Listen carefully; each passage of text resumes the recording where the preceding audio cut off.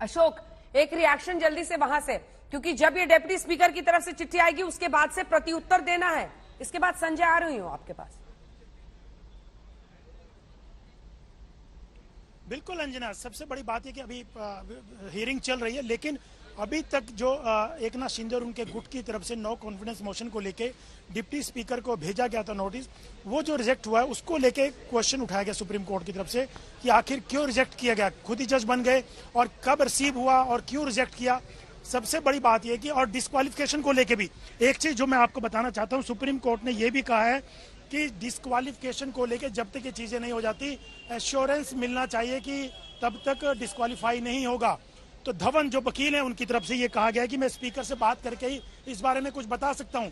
तो जो डिस्क्वालिफिकेशन का डर था, शाम 5:30 बजे तक जवाब देना था एकनाथ शिंदे और उनके गुट को 16 विधायकों के डिस्क्वालिफिकेशन को लेके, उसको लेकर भी सुप्रीम कोर्ट ने पूछा है उनके वकील धवन से, डिप्टी स्पीकर के, कि वो क्या तब तक रोका जा सकता है। तो उसके बारे में अभी हियरिंग चल रही है अंजना।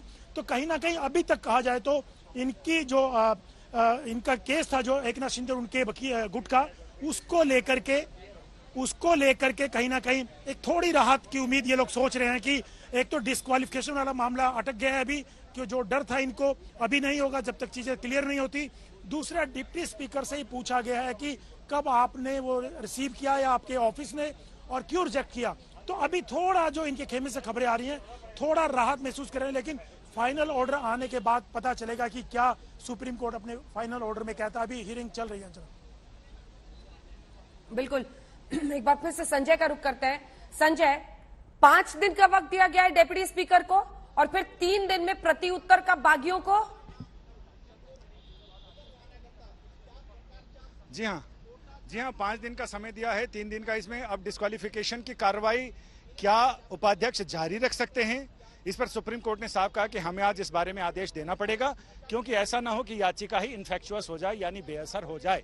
लिहाजा इसमें जब कोर्ट ने कहा, एक सजेशन दिया कि तब तक जब तक इस पर फैसला नहीं हो जाता तब तक इनकी अयोग्यता की कार्रवाई को हम रोकना चाहते हैं। इस पर शिवसेना और स्पीकर की तरफ से कहा गया कि विधायकों को वहां शाम को 5 बजे तक पेश होने दिया जाए और उसके बाद फिर ये देखा जाए कि आगे कार्रवाई क्या होती है। इस पर कोर्ट ने साफ कहा है कि वो अभी नहीं चाहते, और अब इस पर देवदत्त कामत ने बहस की शुरुआत की है। अब मामला इस पर चल रहा है कि उपाध्यक्ष ने जो नोटिस जारी किया था उसे लेकर क्या किया जाए, क्या उसे जारी रखा जाए या उसे अभी उस पर स्टे लगा दिया जाए।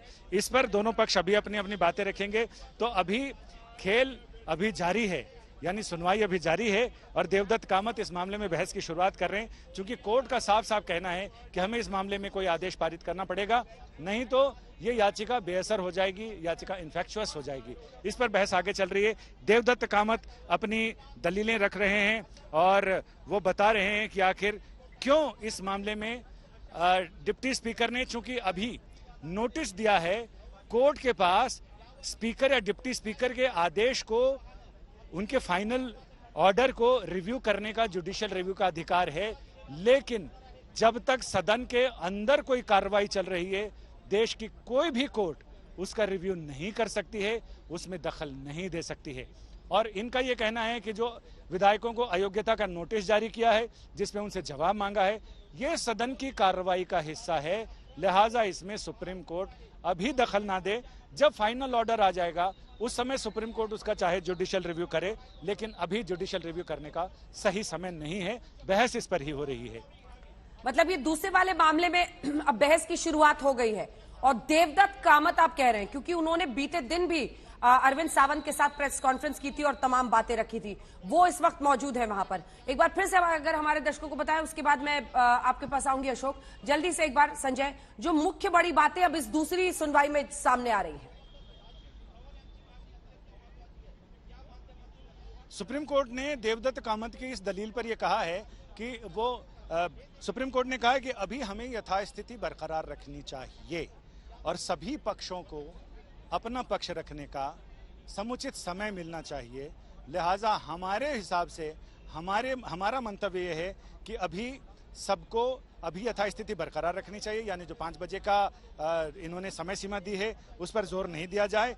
सुप्रीम कोर्ट ने यह भी कहा कि स्पीकर ने जो समय दिया है विधायकों को, जिसमें लिखित जवाब के लिए आज शाम 5:30 बजे जवाब मांगा गया था, उसे बढ़ाकर 11 जुलाई की तारीख तय की जाती है। यानी अगली सुनवाई होगी उस समय तय होगा कि 11 जुलाई तक उनको जवाब देने का। ये तो तय है कि आज शाम 5:30 बजे की मोहलत से वो फिलहाल मुक्त हो गए हैं और उन्हें अगले उसमें 11 जुलाई तक उन्हें छूट मिल गई है अपना जवाब दाखिल करने को। मोटा मोटी हम एक आम नागरिक की हैसियत से इतना समझना ही काफी है कि अब वो 11 जुलाई तक उनको छूट मिल गई है। यानी आज शाम 5:30 बजे के जो जवाब देने की बंदिश थी या पेश होने की बंदिश थी, वो उन पर लागू नहीं होगी, वो उससे मुक्त हो गए हैं। यानी सुप्रीम कोर्ट ने इसे तो एक बड़ी राहत कहा जा सकता है बागी विधायकों के लिए। इस मामले की सुनवाई भी होगी, इसे एक बड़ी राहत कहा जा सकता है। जी हाँ बिल्कुल, जी हाँ बिल्कुल बड़ी राहत कहा जा सकता है। जी हाँ बिल्कुल बड़ी राहत कहा जा सकता है। और 11 जुलाई को ऊंट किस करवट बैठता है ये देखना दिलचस्प होगा। क्या उसके बाद इन्हें और छूट मिलती है या फिर तब तक कोर्ट नया आदेश देगा।